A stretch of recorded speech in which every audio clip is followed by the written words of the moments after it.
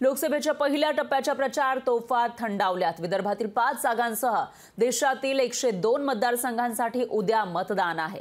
तर महाराष्ट्रातील नागपूर, रामटेक, चंद्रपुरात मतदान होणार आहे। गडचिरोली आणि भंडारा गोंदिया लोकसभा मतदारसंघामध्ये सुद्धा मतदान होणार आहे।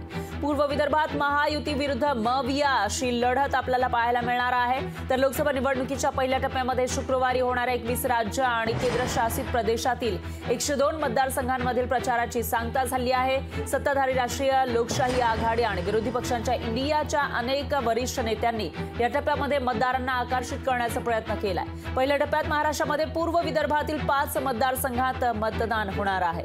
तर पहिल्या टप्प्यामध्ये पूर्व विदर्भातील नागपूर, रामटेक, चंद्रपूर, गडचिरोली आणि भंडारा गोंदिया या 5 मतदारसंघांमध्ये मतदान होत आहे। पूर्व विदर्भ हा भाजपचा बालेकिल्ला म्हणून ओळखला जातो। त्यामुळे आता इकडचे मतदार पुन्हा एकदा भाजपला वोट देतात की विरोधी पक्षातील इंडिया आघाडीच्या उमेदवारांना वोट देतात किंवा इतर जे अपक्ष उमेदवार आहेत, इतर पक्षांचे जे उमेदवार आहेत त्यांना पसंती देतात ते बघावं लागेल।